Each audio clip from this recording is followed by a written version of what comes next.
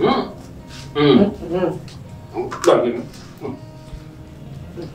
come. That's it. You want to look down? Yeah, we never go what I said. Yeah, on the crew, yeah. Daddy. Ngejo jore nyo nya Oh, ngejo. Ha? Ngejo. Oh, me go wa go. Ah, but when I got there, I'm going. Oh, you got to know. Wa be en ko tu juma mo gbo e mo jo ti na mo. Ha? No, but it that's no yonji, that's no. Madam,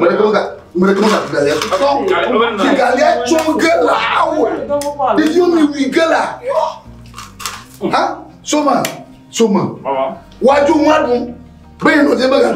What do you want to know? Look at me, what you want me, my judge. No, I can't get Jago. But let me know one man. That's none of you one like. Make it dog. But Soma. Hey, when you're grown. Can you let go of the Atula? Yeah. Huh? Me your mamma never posted. My boy told me, I can't do it. Upon your Golabacho. Can you go like this? Milessa, Papa. I could only make my pay a month. Can you live on my review? Hey, Soma. Can you blow my almost a moon? Huh? Today you were sitting when you do it, but do not be a mapa. Oh, so my young boy went to my beer, Papa would do you ever? Yamagalan Paul, Edgy, or Caslava again, I got more than a joke. Oh, but you only Gallialo. Oh, a gun machine, a boy, many Babanka, Basu Alana Moon, could I do no meow? And no commit that, who am a giggly do now. King Bale, if you want Camille oil, I'm a semi, I don't pop in Balewa. A yammer, give up you. Bongo, Bongo, Pong, baby, give you order. Acquire that to Verano, Botuma, but I don't put ever to we know when you way of what did you my family. A gun machine, a gun machine, a one machine, a pay a mako. Come you down only if you do.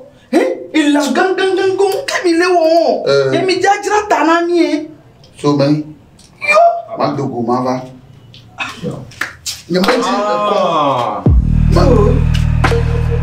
Mais là, tu sais, l'affaire qui te est là, là, ça, je peux refaire car. Mais le feu, je le vois très. Magaï, mais tu m'as de Kukunouari. Mais tu m'as de Kokong Kiama. Yade. Maman, quand il m'a dit, doit me regarder, ma fille de Corinne. C'est vrai. Que me voir, mais ouais, tu me le dis. On peut te faire comme tu me le dis. Mais là, on peut pouvoir attirer le pouvoir, on peut te mettre. Tu dois avoir des. On sait qu'il y a des choses qui peuvent avoir. Et bien, là, des lights, Zin, Gassova, non. Il y a beaucoup de choses. Mais tu dois avoir le peu. Oui, et on peut faire le reste. Avec quoi, oui, à Kaka, t'as quoi, écouter les. Hey, la tête en mais et je vais vous le à le faire. On va pas toi. Tu jamais la toi je parle. On la pas ouais je peux non il faut parler à. On va dire quoi la mais à dévier là. Mais à mi on donc on la dévier. À dévier. Lui que le fait un programme Oh le coup de son un programme on va on la ah, Jacoigné. Mais là, mi de beaucoup. Oh, Vangba, tu as cette année, non, mon Dieu.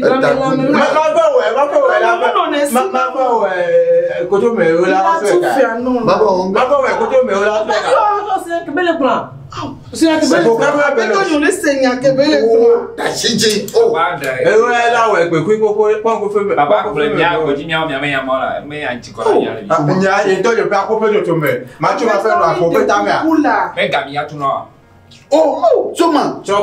But for my cousin to Mamma, oh, we are the Lego Yombia. Aboko. Talk with Apoko. You move up. I'm a Blenheim corner home calling Aboko. My Apoko. Oh, well, come. You move up, my power and go. plus mais gars. Abeda. Mi de koko non la. Mi de koko eso la ti gaba mi a tout fait non. Ta mejo. Papa re. Ena ti ga tu no. Sia. Magani. Merci. Sia. Allez au levier. Ko shire amala mu mera ni to ma wagbo. Be kala pa chanyi lo be a ku be ka ko. Ga mai janyo la ga le unye la ga mai janyo re. Aka ko sia ke la pa fa. Nya ma no ruga je pa hu. Ko ga. Nka ma fe no ruga je pa hu. Nka va dula ko ma. Ibe gbe mo se na ni. Janyi me laisse. Ma te sem re. Ma te sem. Ke o fa ja fa ko ko a o sem. Ke m ja fa ko pe ka. O m fa le sem. Papa câble to era. Câble se vous c'est bico. Ma bro. Ni pta o ka ko sila le ko. Ma no we ke ka be ato. O mi de koko. Le m tro fa ni ngbo ye pe ka ku fi mi wa. Ba me se me la yo a ko be ja merci. Sia. Câble to ena va. Soma do to la. Mbanga no vie lo. Me we lu ya so ko ra ho me a pe yo la ko ga. O ha nga no ndura bi. Me yo la ko enu ya wa. Et tu n'as fait non sangue. Le m pa la lo. Galo. Non sonye si gaken. Ma ko ye pe ka. On y a que câble. Elle son fifi là. Papa. Be ma yo ha. E ga di gbo amelo. Papa. Ma document gare ma. Sia. No bo. Mi joga le agun hanya na ma. Papa si de pom le na samu. Jo. Kanyo be ma ka te to ma bi ya. Anya be ma kai ma be cultiver ne ya. Ga kenya lo di samu O lo. le bene. Me le bene wa po ka bi bu ha ga si je be nya no na kuji gudo ma nu. Mai ma ba. Kaka mi avare. Mi da kon la kere mi awu mi no ro ga de kon ko ki wa ti. Apelo. Ke gba ni ama. Apelo. De coma grombe. Apelo. Hallelujah. Amen. Leke mila pama. Uyira mikata. Amen. Le Yesu bankoma. Amen. Leke jichomoto. Yesu lo mi ala. Abale mi anto mi nyawo hwena. Mavana kukamagava. Bibla globona. Ya yira to nya me yuna jesi Yehowa. E ya me si vila lela agba ma volesi. Manya ya kata mi le fia. Yehowa bon wo minya abale ke hamalena. Ya yira to minya yete ma ga demo ba ga popo ya ma ga no mi agbo le nya ko mo fia. Eta ma ulo ha mo ba dogo mi kata pepepe. O yira mi. Amen. Father do do bebe. Akai ya fiere. Egba le ke gbero. Do ma la vie va. Amako. Ya foto. Kake ma wonya globe. Jo jure hotula le hotu. Me go aba sima le mo. Jo jure agbagba je la agbagba je. Le mo fa sima le mo. Fiere. Father do do mi le ro. Kaka ma do ma fie va ni meten tu joge bo bi ma wo so. Oh, anya wala mo. Kaka fia ni na. Nyamanya. Kaka Yehowa ina pona. Vivi ibo, le pe ibo ji, le za ibo vitima. Anya fi ni na. Enu yo draro dana mo ajina wa. Ye le kakwenya. Kaflan, ate no yifia, ada shimye fia no yima. Mbenya ke jol mojo. Remaka ate tore unye fia asa gbenya. Kaka na joa, oui jimna la mado te fa fia ko le mojo. Merci. On le note pour mi là. Madame la mari. Mai suama. U tro mari ne na va. Sia. Masanyawa. Maone yiro renya mata. Kaka mau po gamenya gamenyu to. Ole be afia manyao. Wajidi vida na senyara. Pastor me reculo. Yo le guerra. Bate bien yare. Bien fin. Dans le mio le guerra. Gale fufu do mi ya bien ba. De na chogare vana mi ya ko di ya no ya. Ma unya jajo ko na mi a. Ade mo mi ifike mi le ye. So ni jola. Oh papa. Amere no te pon. Yesu Cristo. E wa bolo. Ole enlavio na mo mi tolo. Pastor ole siwe ole kebere o vale ko edole nya ko do ko abolo para pa vio na ya le ge. Georgina be ne gede keke Biblia ƒe goglo me nam. Edzɔ dzi nam tɔ. Le ɣe ma yiwo me Yesu kɔ ekpe kɔ wɔ abolo kple kalamiwo ɖu. Gake gbe be ŋkeke me yi me va mia gbɔa. Agbebolo, Yesue nya agbebolo la, agbebolo la. Amen. Esia. Ina mama yi. Apa ni? Mama nak guna yi kakak. Menyapa? Nanaka melalui nyibaji. Ika sesuatu ne Yehowa. Nde siada eleva long vieku. Fukpekpe hele anu metoto de siada ke metumi la poyama. Amen. Amen. Yesu Kristo aya mondodogodo. Amen. Wirabi. Amen. Lo lebe ya. Madap garenu. Madap kuma khomi chama vepe le miama gamba. Le mama gbanya le plem. Isia, mi chama vepe. Berapa misalnya Biblia glo le Matthew magba le tantre pipu ya mandre. Abalaka. Mi bia eye wa nami. Amen. Mi ji eye mi akpo. Amen. Mi foboa eye wa vuinami. Nyama glo enyu. Nyama eri. Yanyu. Biblia glo tu de neto yi. Aha. Nye ve bia. Ni nyaji. Ni nyambo mi ba sia. Yo masikare. Mi ago bodo da vida na ko. Oh. Fi mbe sia da de na ko dash ne Yehowa.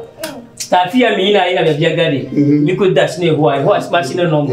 Okay, madam mi de tatu mi do gbe. De tatu do gbada. Ma unso kata to di fo plan yigba ola. Amen. Wonya egblebe mi bia e wa nami. La dawo fo ya ma.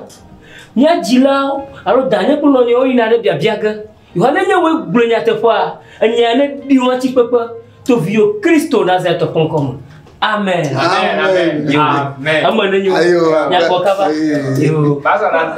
Yo akwa. O gata sofa. Fa. Pastor. Imasia. Mi to gbera ko nya jilo sia. Mi pe lo ngo dodora mo. Amen. Gamo na sasa na ba jidudu agugugo. Ne kwa na jina ne bana miro. Yo gabo. Ba jige benami. Ojo gara jo chisu go ra. Yo ohana wa chachi. Mala baba. Yo akwa pole ya. Bye bye. Bye bye ya bojo. Ngai. Choka. Lo puare mele. Ako se me. Mele lo bo le mala. O de kare ke ya. Ya je te ga dui gabu e.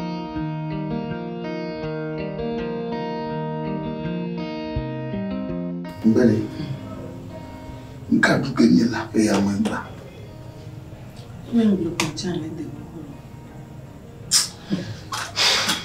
Miswani mtango kango ya tomu kakakaka. Tikona. Fiamile vienen doña nyento buya.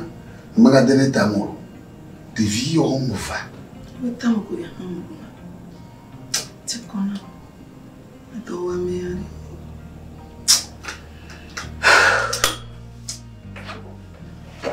Leka kwa belea. Enya dum zoi tepo wo mujo chuva yi. Mama no yi back to na no yi mama tamo bu. Ado wa mibinya mlo avon yo sa ke balasi. Difu.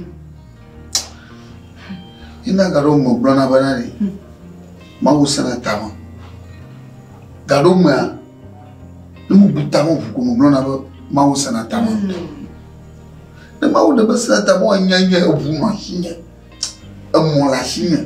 So mo hana ko mo kwa adicha kakaka amina fo mo agbo. Ano viana kwi ayi viagbo. Mi dum hanya nya pe ma kwa agbo ngakama. Yani mesende pe.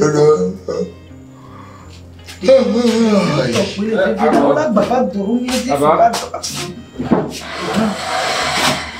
Fonila. Somi. No da fora maji koko. Ele ji ko kaka na ma. Afonye. Ngai gwalo. Todo unye.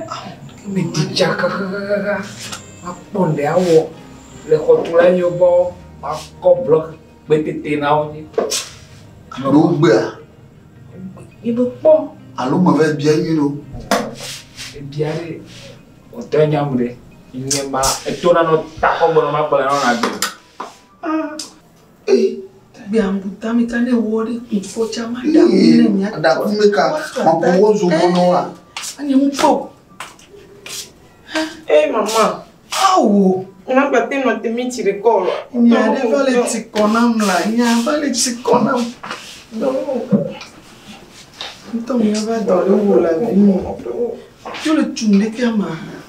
Então lo se ve do caminho ru a do cole. Yo. Mo dogo. Afoni la. Dogo. Wa jo jibi ne ma je. No do jo du nbe ba. No mo je ne ba nbe ko. Fa na wale be yo. Nja ona vinho do ma. Ya gata nsu ya ebelero. Ya ko ka ve ya ho ni ba ma. Yi kumili ka ka basle ya. Ebelero. Papa bola na ya robe maulolo wa. Satana keme de viu yo. Mama be jin du ba. No. Ma wa jin du ba na mi mo yin mi ana wela be jin du da no. On disa kaka ni mpo la vinho. Ma wa mi anso e ma lolo. Nyonu wa ke taro mi antia iye gbegbe ni nígbà yin wo cha ni ku e cha be de pe mu le yesi o. E ho su bolo ja miere. Ka se ga ko jo gbadura ho wa ko. E na ba gbere ti ko ni. Gbegbe mi anti gbogbo de. David lolo yo ha e ble banan bo wo. Oh. Ni ga te dokra ma bo fia ba. Ne sabli ni bo de. Atonto. Papa la ma ko e ga fo ni zire kara. De po mi on le. Ya gata mi awe. Ya gata mi awe. Gania. Sa ya. Agola perlo. Ona metode. Son dudu no Avana. Komi vale. Kaka nenu hahau. Na vatrozu adachi. Yemau anabe. Ona metode Avana. Hallelujah. Amen. Yo mira pama. Oh Antonio, mahamire benoba. Nyakata mi abajina jema. Mahamire beno nyakata ba. Ba. Reashi, toya. Aha. Bofo onye mtua, tawa hoya. Mi plono via no mutu. Papa mi habi pada da no mutu. Ikora. Agba majiba bomiada. Ato aleasi. Aha. Aleasi. Wa pipi bo mama aleasi. Pipi mo ngorejia. Wa wo stroge mo toge mi legba. Baroku na mo ko pali amaten no anyi. O yirami. Na mi lan kurejia ongo ma unya pipi oreji. Kama jiba mi ato magba. Tapo ba to onwa. Uya be be mi ya. Bada kukwe. O mo ya. Bada kukwe. Apo mana kute vira ma tere. Ami. Na de kulo. Inchoke jo ya me bona jigare wana ba mo na jogare joja. Guy, alo gare me. Wa gavon. Aya. Akbegbale ma me konami. Agahalem, shikalem, klosalolem. Yema ka agbahalem. Paso. E gbolo me ga wo nyema wo. Wo. Gavon. Nana ke o ba dole wu ami. O fe fi po ba be so agbenu ko adole wu mi. Yo. Apo nare. Jojuro nyeba nare kashi. Iha ama kashi no de shiada. Aswashio kaka na gbo agbamavo. Na gbo avo la shio. Na du ya nwo kata. Moduna na ko. Anonyu. Ko ya dona no yu mano. Isi de mamusia. Mandule balera shi dona no lima. Pastor. Antonio. Mbele dona no yile ka vinyo so no. Dona no me mano bibla no wa. Hey ya katari. Antonio, numo tutoi. Mo fo mo mo nyemiato. Isia, ma untonya wi mo mola. Na minana mato. Awu do to na bana. Nana mo nyeto miele. Ma unto aga mi adogo keke. Isia. Bekagbe do mayen bekagbe. Aw, ma fo gama enya gama nyitwa. Tani mate anya fi ayonami. Amaganye. Enyene la sinya. No wa gba.